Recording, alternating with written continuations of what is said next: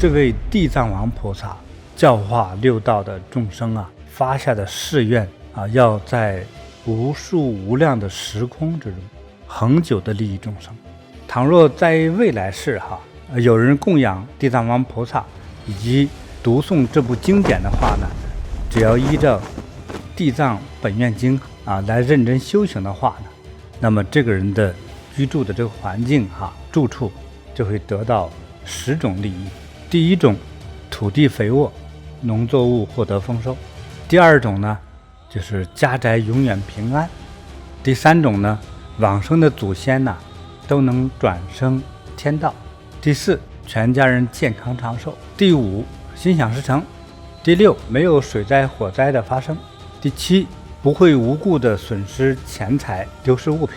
第八，不做噩梦。第九，出入平安神灵护佑。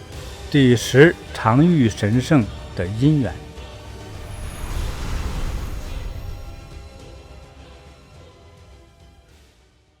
我们看看第一种土地肥沃，这个能够获得农作物的丰收。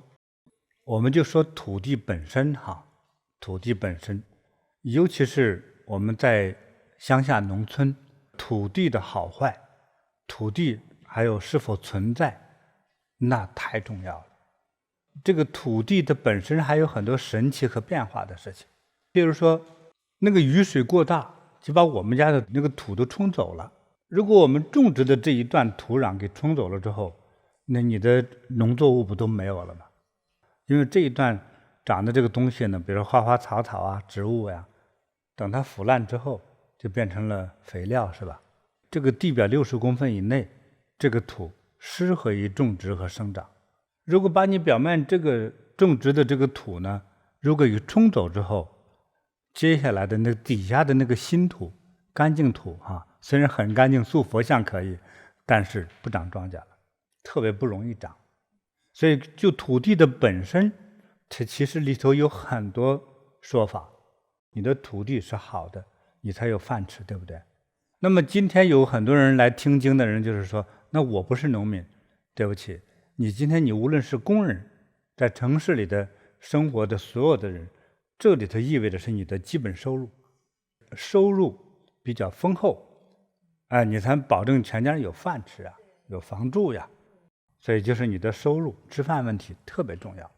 第二个问题呢，家宅永安我们所有的网友听众听了觉得这有什么事儿，与我有什么关系但是我反回来说就与你有关系了。如果你半夜起来就听见有人敲门，一开门没有人，但是关上门之后立刻又有人敲门，你一开门再进了个鬼影子，还有睡觉的时候把你从床上扔下来，但是确实没有具体的人把你扔下来，你看到哪总有个东西在爬过去，经常是很真实，又像剪影又像真的，这就叫家宅不安。当你总看到这些事儿的时候，它就容易产生不吉祥的事情。第一个，对身体特别伤害。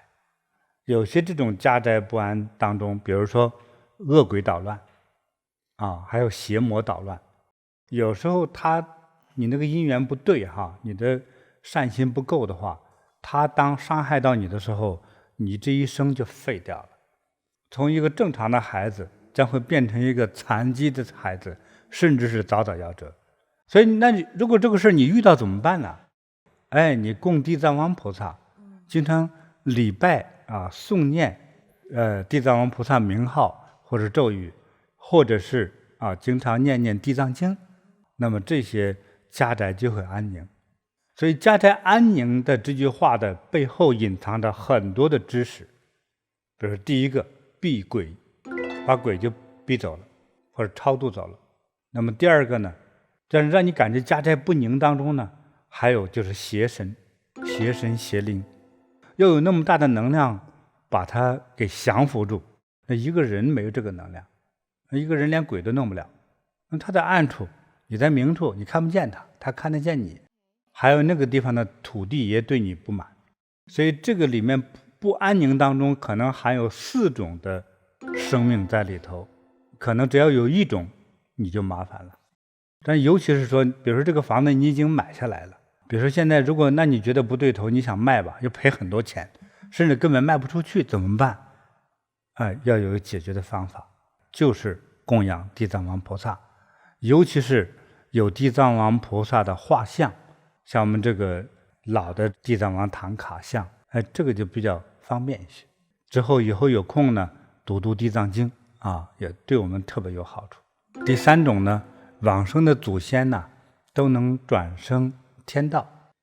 那据我所知道的就是与你相关的亲人，如果他去世之后是下地狱了，我们就一定是倒霉。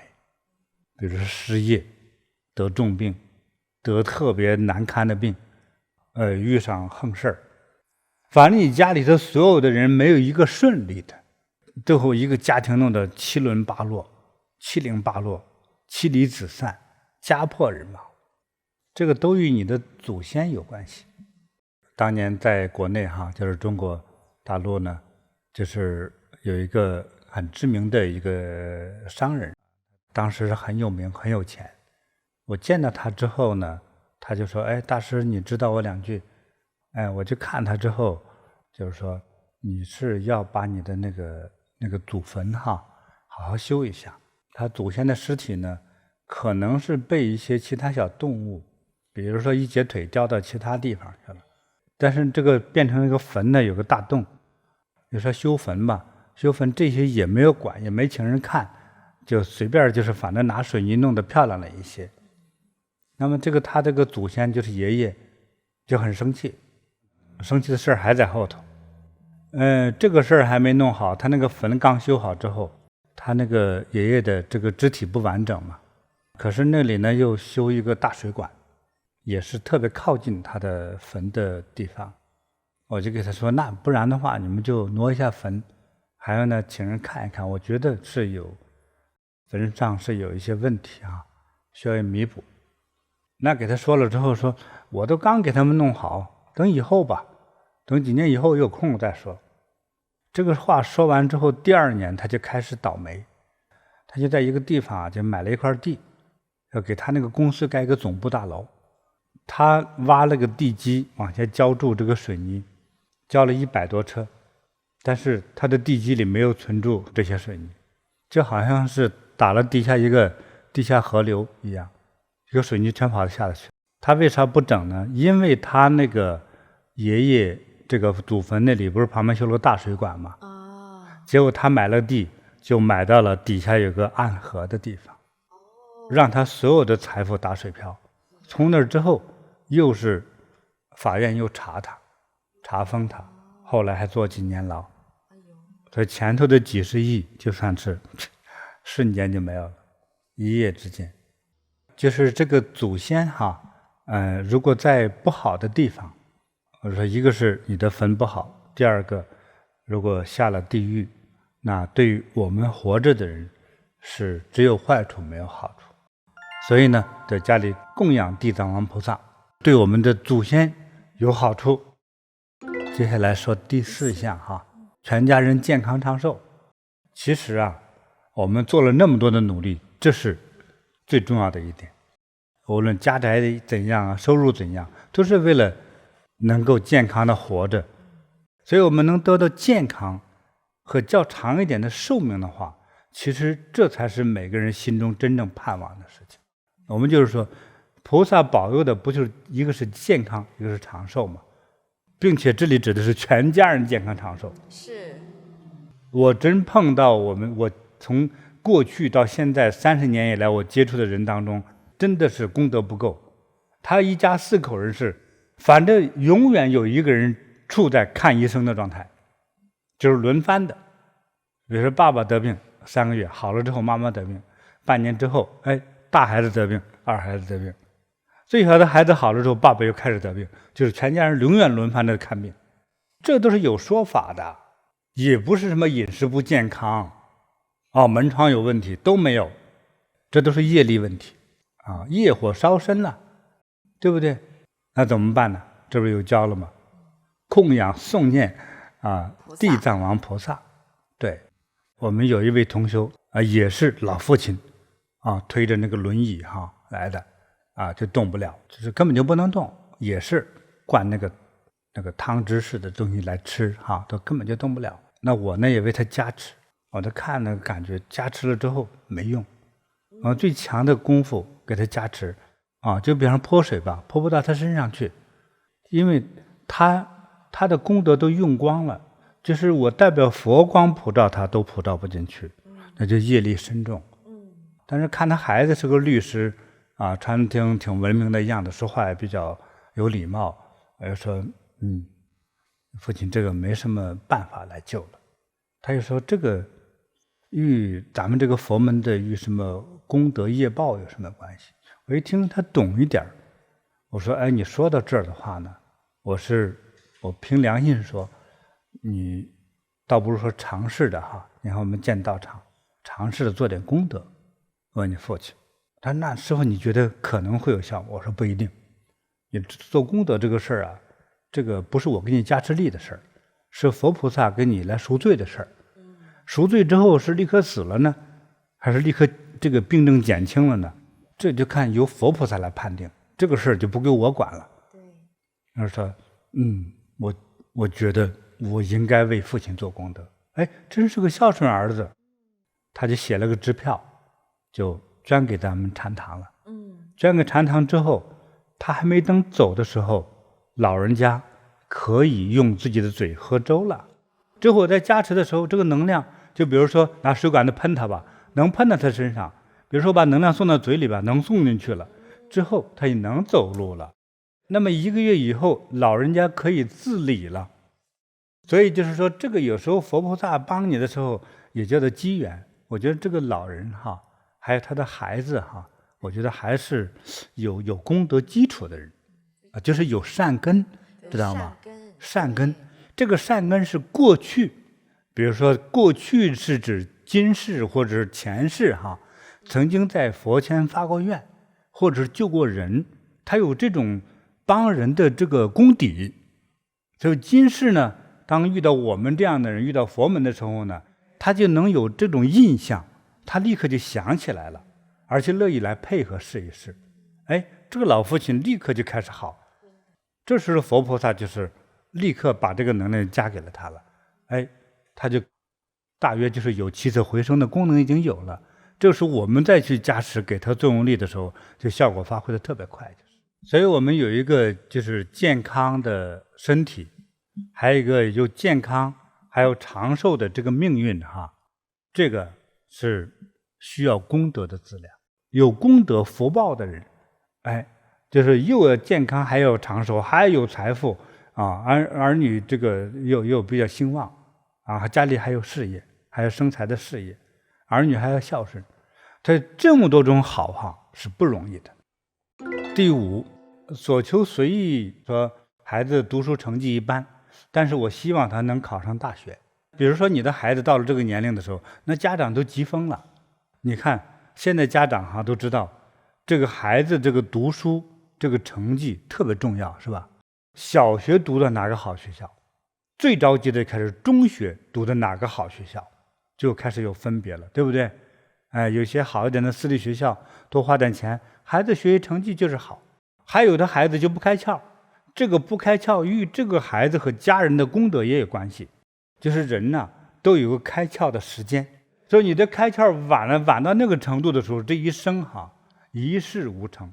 有的人做啥啥顺，那个特别富贵就是功德很高的人干啥就啥就兴旺。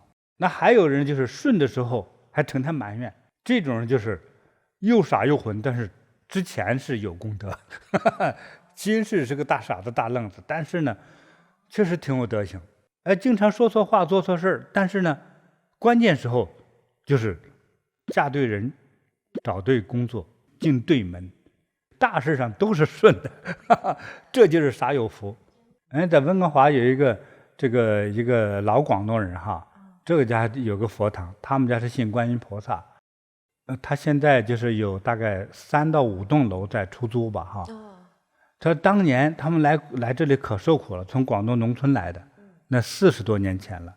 那么他做点事挣了钱之后呢，他就买地，他买那块地过去他没人要的地，他几千块钱他就买了那个地。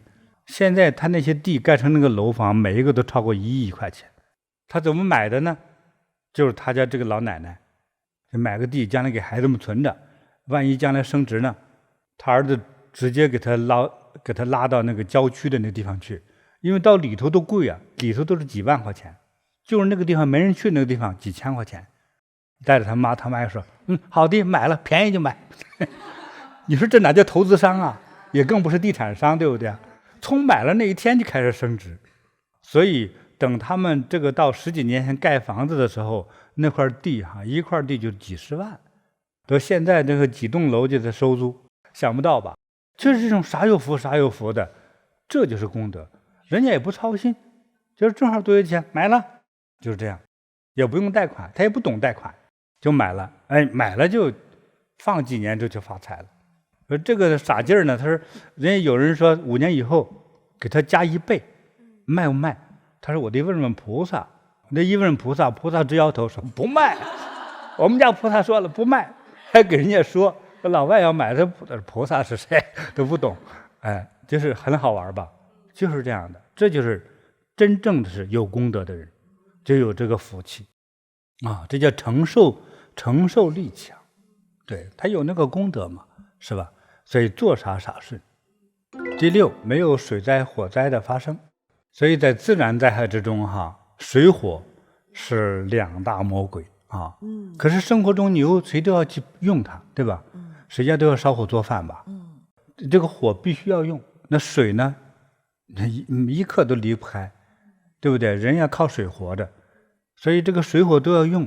但是这个东西一旦发威之后真是水火无情啊，真是要命。当这个超级大雨来的时候你这下到什么程度呢？就好像整个这个城市的天空上头有一个超级巨大的水库往下倒水一样。比如说2个小时能下到1米，那么8个小时能下到这个5、6米，这里那就是巨灾。对，再接下来呢，第7，不会无故的损失钱财，丢失物品。虚耗通常来说就是漏洞尤其是你的财富就莫名其妙的漏掉，就是跑掉了，就像那个竹篮打水，竹篮提沙子一样，漏光了。所以有很多家该倒霉就是这种，也是我觉得功德不够，好不容易存2000块钱呢，老妈得一场病花6000，不但花光积蓄还要借钱。所以有人家好不容易这个积累了10万块钱，儿子一次错误的一个举动或投资没了立刻身无分文。说这都是漏财的地方。其实这个是什么意思呢？是你的功德与命运应该是叫零存款，就是你每个月家长赚来的钱刚刚够吃够喝，这样紧紧张张的生活，这就是你的命运你存不住钱，这是命运。那怎么改呢？地藏王菩萨你就去恭敬，就开始改变。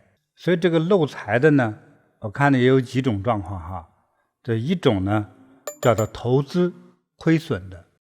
投资的话就是说有个项目能利润很高，投资100万，大概2、3年就能赚对半，就变成200万。有些人是我这样这个有戏好事是太棒了。我就把我的亲戚朋友老同学求爷爷告奶奶要凑点钱，凑个20万30万，我再混一混，给他们5%的利息的话，我自己又赚回来25万。但是这些钱，尤其是借钱去投资的人，是死的最惨的。借钱炒股票的，因为什么呢？他是借的别人的钱，亏的不光是自己亏的是整个借来亲戚朋友的钱了。这根本没有脸见江东父老乡亲最后选择自尽。这是一种叫最惨的投资。请大家注意千万不要做借钱投资。这位网友千万小心，别冒这个投资的险。那还有一种呢漏洞，就是家里的孩子防警察防税务防会计师，防银行都防了吧，还防朋友，防投资都防住了。但是有一个人防不了，你的孩子。这已经20年前的事情了。我刚到温哥华有一个台湾的朋友在这边住的，他家有了事儿找我，他说我那孩子，他说考上我们本省的 UBC 不是很有名吗？这个大学考上去之后他失踪了，在外面租个房子，就说妈，你不给我买个跑车，我就是不读书去。这把他妈给急的呀！他爸又在国内开工厂，哎呀，急得买吧买吧买吧，哎，我的祖宗啊，给你买了车了，你随便吧。但是买了车之后又不怎么读了，天天旷课，说这1年以后叫这学校给开除了。啊！一开跑车，噌一加油门，警察就追上来罚款。结果3年以后，这孩子学好了，说妈，你可以把跑车给卖了，我不再做这种冒险的事情，我懂事了。妈，我开个公司，黄金公司，有个投资就3000多万而已，结果500多万在1年就亏进去了。我觉得哈，孩子还小的时候，刚出生哈，经常带他到咱们禅堂哈。前来礼佛、念佛、做修行，再大点之后，跟着父母亲到禅堂来做义工，是，他就知道什么是正道和歪道，是这样的，保证不会出这种事。太好了。所以烧钱的方法很多，漏洞很多，所以呢，要多做善事，多做功德啊。第8，不做噩梦。我这几十年以来呢，就接触做噩梦的人哈，他们那个头发脱得特别厉害，而且气色哈。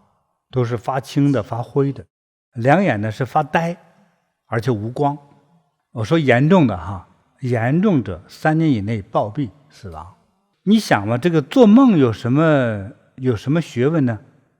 有的人是这样，看着鬼呢，就是他看到这个形象，这他开始看到这个鬼来的时候，这个人就动不了，而且喊不出声音来，啊，就开始压住他了。那这个就很恐怖。这个压呢之后你的感受是如何呢？你的能量突然之间你第2天没力气了，那这是压了之后是一种什么事儿呢？就把你能量吸走了。鬼压身经常被压，你出的严重问题，第一个叫生命危险，第2个无论对于事业和婚姻，其实没有一件是好事儿，他的大脑就受到了影响，就容易精神错乱，乃至到崩溃，还会引发其他的要命的病，突然之间胃大出血，吐血而亡，是吧？突然之间检查肝癌晚期，等等的这些事情，都是与这个鬼的长期出现有关系，就是索命嘛。所以严重者就会命短，再轻一点之后呢，怎么说，就是类似能量低下。比如说就像长期失眠一样，无论男女，手冰冰的，气色发青，嘴唇发暗，尤其是女生，腹部永远都是冰冰的，正能量严重的匮乏。第2个特别怕冷，第3个没有能量和人接触，他永远是看着地下，他很少抬头看人看太阳。所以精神科就是认为现在这种轻微精神病全叫忧郁症，很麻烦，但是呢现代医学对他没有办法。所以光梦魇、鬼压身就有这么多，但是这些还都不是最严重的呢。还有的梦中看到自己拿着刀杀人，还有自己拿着刀要杀自己，这些非常恐怖。但是表面看也看不到伤，但隔一段时间去医学检查之后就知道自己已经得重病。这是怎么弄的呢？都是恶鬼来搞的。怎么办呢？要早早的救治。现在说的供地藏王的这个像诵念名号，诵念经典。第9，出入平安神灵护佑。我们在人生之中，具体生活之中有个代表着生活，就是衣食住行嘛。因为在过去的农业社会比如说我的行动仅是局限在我家和到我家里的农田，距离很近，走路10分钟就到。可是当代不一样了，今天的农村大家也更希望去交流购物呀，到城里到其他的村落呀，还把我村里的种植的东西卖出去你都要去出行，对不对？都是用交通工具嘛，坐的最多就是车，还有一些地方人喜欢骑摩托车。所以这个交通工具，这个马路给我们带来了多少的不平安呢？它最大的灾难是来自于速度。我们举例来说，这个汽车左前轮突然爆胎，通常那个车往哪边拐呢？就往左方向瞬间就横过来，因为它又往前冲的那个速度，对不对？车在往左面一横过来之后，立刻那个冲击力就让它横向翻滚，还有司机和坐在车里的人还给甩出来。所以为什么让这个各国的警察都让大家一定要绑安全带？坐在前排坐的人不绑安全带，会容易从前玻璃当中甩出去，这个死亡率是非常高。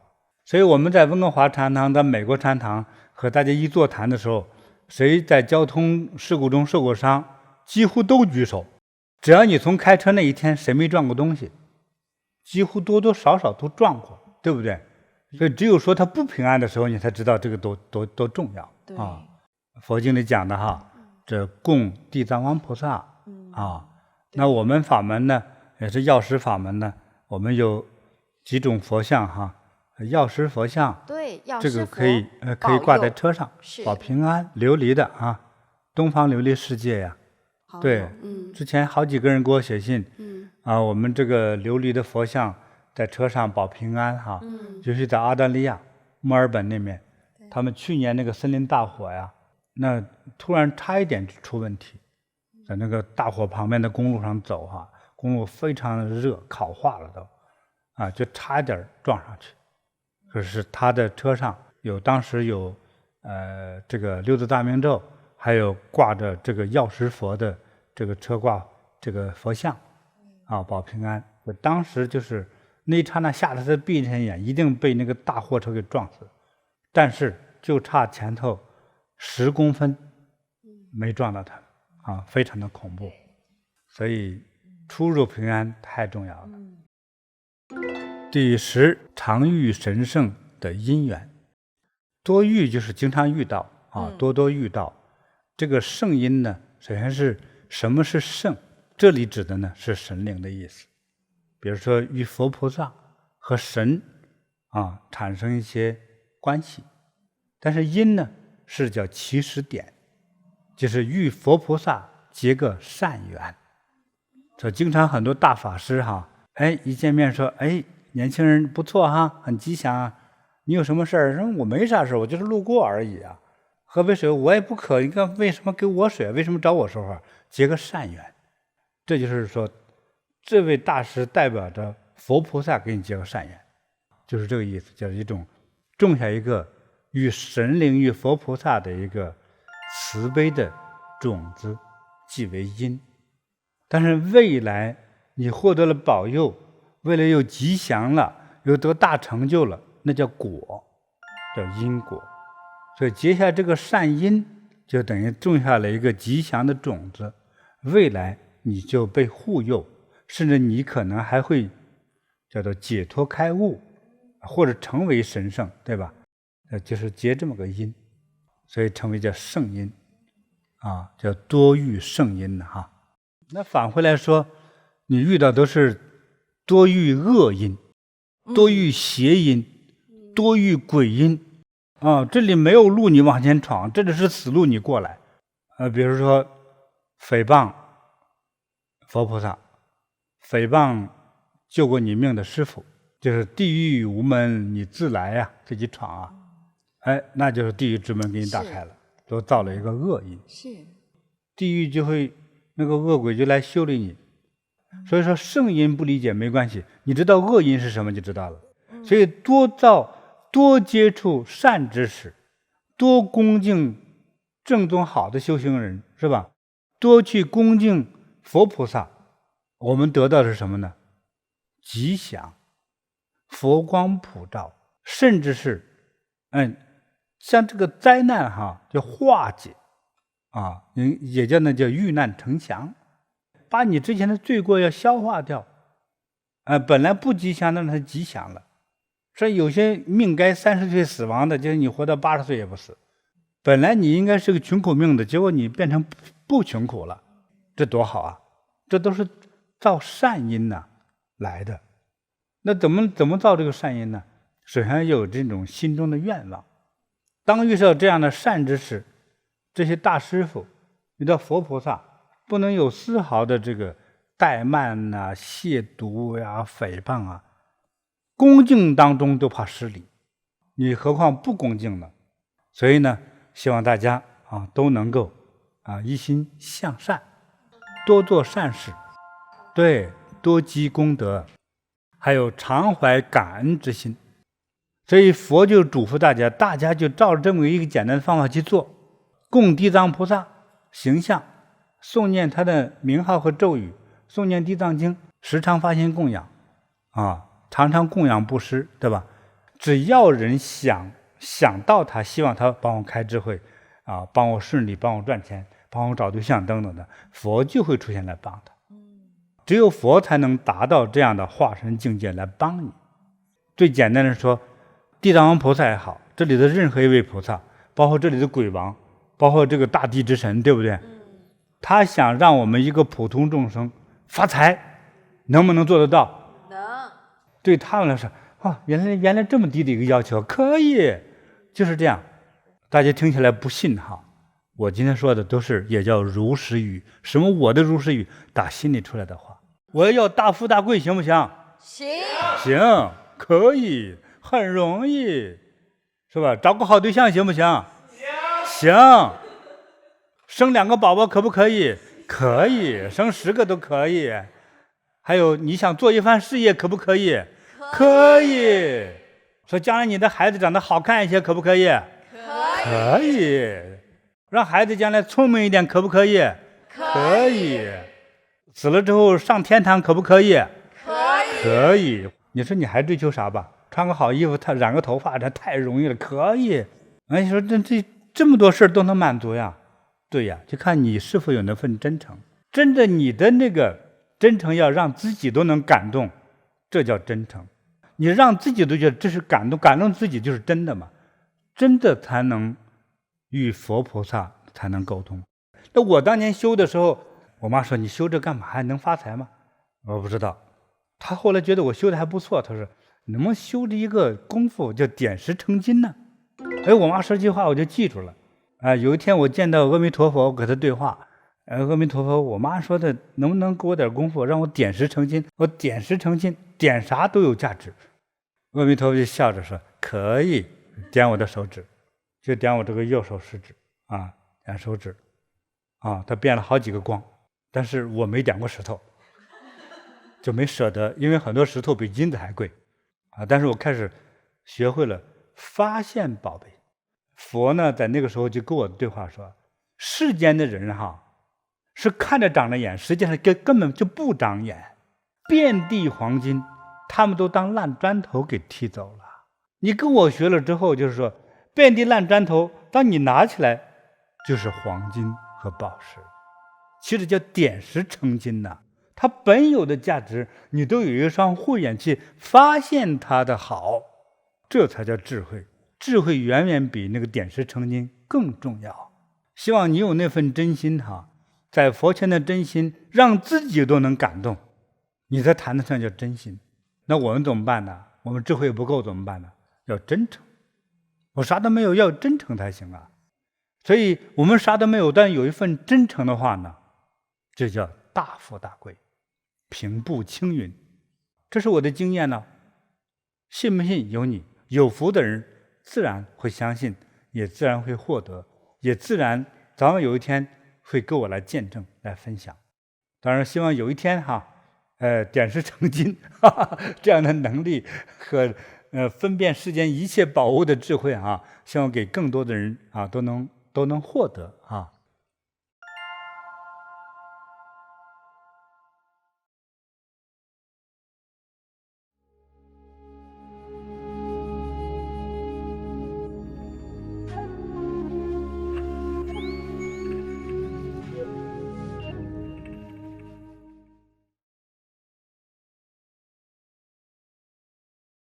在一次，佛陀和上首座的弟子阿难呢，去托钵化缘，托一个钵化缘。除了说他也必须饮食需要之外，本身也是给来布施的有缘人呢，结下一个善缘种下一份功德的种子是这样，所以叫托钵化缘。佛陀和阿难呢，就是正好去到了一个城市，这个城市啊，这个国王是相信，是非常真诚崇信那个婆罗门的这样的一个不同宗教的一位国王，在某人的挑唆下，就是说他们整个城市的这个公民拒绝供养佛教人士，从佛陀到佛弟子、佛教出家人一律不供养，违反者会被严重罚款，给予各种惩罚与警告。所以有一天呢，这个释迦牟尼佛就觉得我要和这里的人结缘，我看这个地方这个城市的人有没有那么几个人有这种慧根有大福气的人那释迦佛就来了和阿难，结果辛辛苦苦绕着这个城市的居民街道走了整整一大圈子，从早晨走到下午3点半，一碗饭都没要到。所有的人家和商铺一见他们来就把门关上，或者装听不见装看不见，因为他们要是给了这个供养布施，他会被罚款的，被国王惩罚的何况呢，人也是需要教育，因为他们不懂得佛陀的伟大呀所以就是这些公民也是躲着也是故意躲。从一个人来说，佛陀和阿难那走的是又渴又饿又累再上点岁数，这个腿都走软了，眼看从这个城市接下来走上城门就走出去，没有化到一滴水的，正在失望的走的过程之中，快离开这个城市了，结果有一个正在往外清理剩饭的做女佣的佣人的老奶奶，正在往外清理主人吃剩的饭，稍微远一点看呢，那个好像传说中的佛陀和他的弟子正在往这边走，拖着钵，他们通常拖着钵走路就是来化缘。这老奶奶一看愣了，就说哇，好伟岸的一位美男子这种风采真令我神往哇！我说信不信他无关我觉得我应该去供养他，去朝拜他。这老奶奶就发出这么一种愿望来，就眼睛就看愣的，直勾勾的，就像看一个非常崇拜的电影明星一样看着他，看着看就愣着神的时候，佛和阿难就走过来了，他给他打招呼我不知道他怎么打的，早上好中午好的，之后你看你们怎么样，化到缘了吗？佛就摇头没有，一看钵里头空空如也，一滴水都没有，看他们走的路那嘴唇都干了，两眼也无光这老奶奶非常的善良，非常崇敬释迦牟尼佛，就合掌说，哎呀，伟大的佛呀，其实我不知道怎么弄了我就特别想供养您，我都想做天下最美的美食供养您。阿难说可以可以，那个你现在有吗？没有，我这都是主人吃剩的饭，这如果你想供养的话，目前美食你肯定没有，但是剩下的这些饭你想供养吗？说那怎么行这是我们人吃剩下的饭，我也供养2位尊者的话，这个是一种亵渎我怎么好意思，我没这个胆量，我希望做最美的美食来供养。说你看我们在城里走了一圈子，没有一个人敢供养，如果你今天敢，那今天马上你可以供养剩饭就剩饭，也是你的一份心意关你的心到佛知知道吗？老奶奶真的吗？这剩饭我也能供养？说能，你只要敢供养，我们就敢接受呀。老奶奶哎呀真不好意思含着眼泪就倒在他们2个人钵里。佛接到这个到来的剩饭之后，立刻脸色气色眼神立刻变了个人，就好像极限的光放着那个极限的光就开始散发出来，而且佛陀的这个面孔立刻转向了特别明显的微笑，很开心的微笑，眼神都放着光芒的微笑阿难呢，很少见到佛陀这么开心的笑，啊，阿难就很吃惊的说：“我说佛呀，您为什么这么开心呢？”佛说：“我看到了现在供养的这位老奶奶，她的未来。说那你讲给我听听啊，又是怎么回事啊？说这位来今天供养的老奶奶哈，从今以后未来的15劫是一个时间哈，15劫他都会天上人间最最吉祥富贵的人，他的富贵无人可以比呀！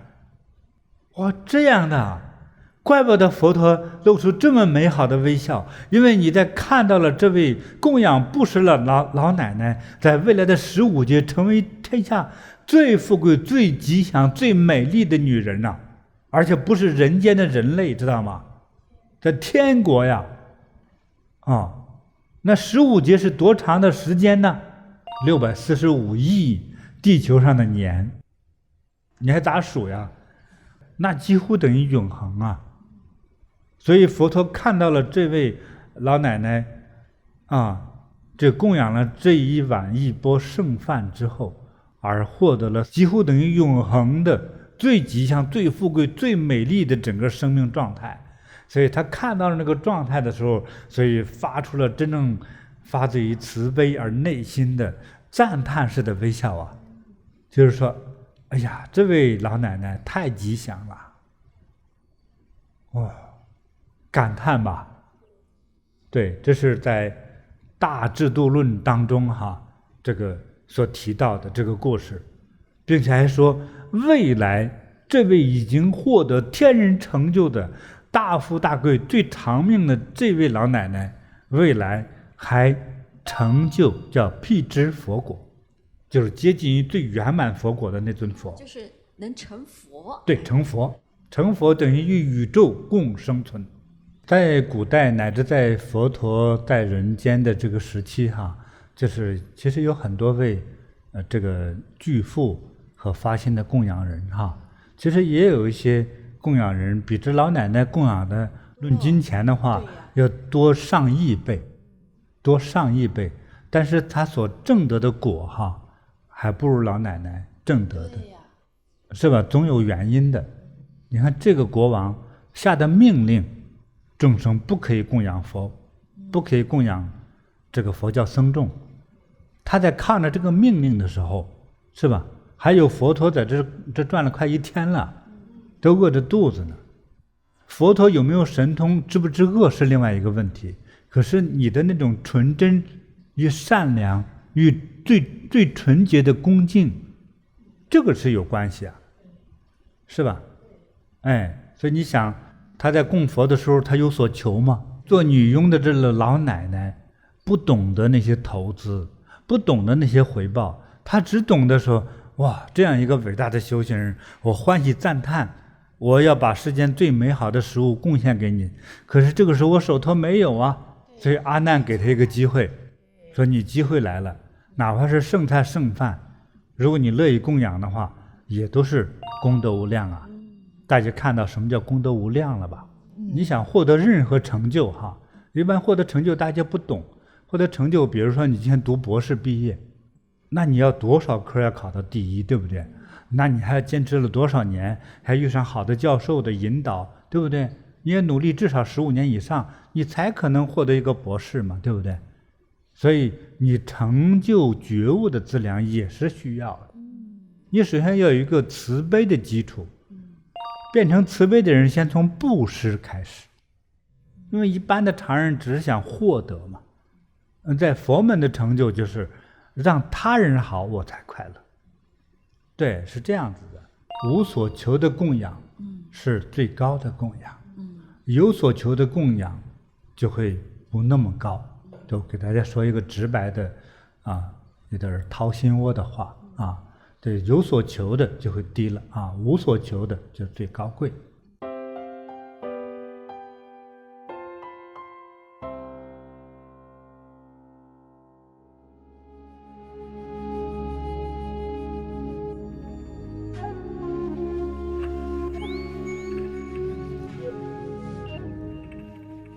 大家呢还是要以最虔诚恭敬的心合十合掌，为了自己的长辈、祖先、父母等已往生的亲人，让他们脱离苦道，转生人道、天道乃至极乐世界。我们现在诵念的地藏王菩萨心咒，都会获得无量的功德福德，会得到佛菩萨及诸鬼神神灵的一切的护佑，会让我们如意吉祥，健康快乐，所愿皆成。那我们就真诚的诵念。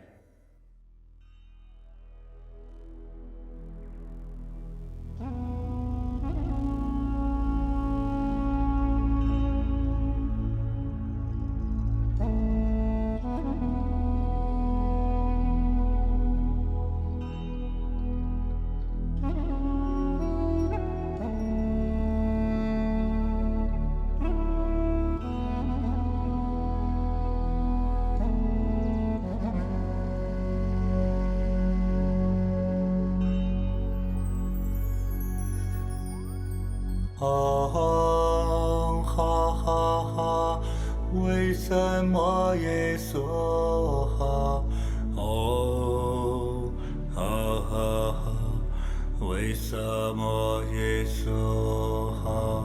哈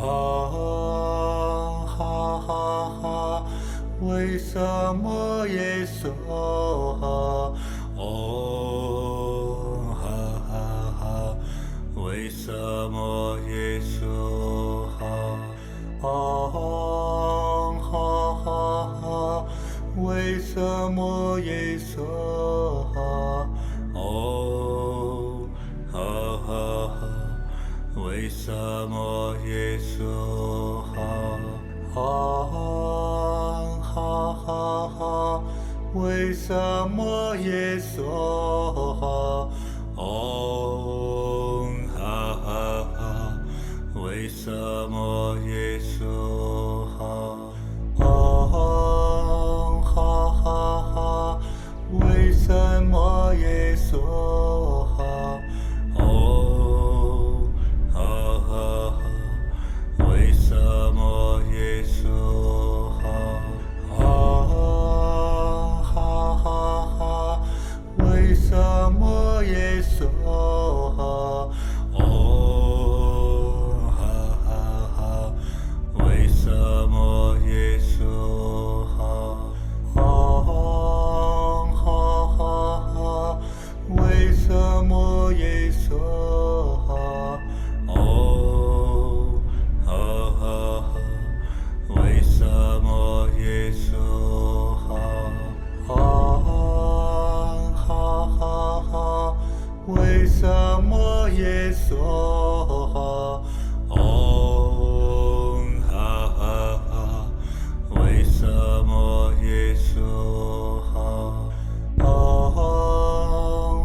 哈哈，为什么耶娑哈？哈哈，为什么耶娑哈？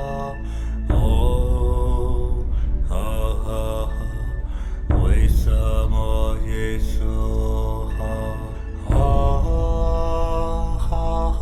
哈，为什么耶娑哈？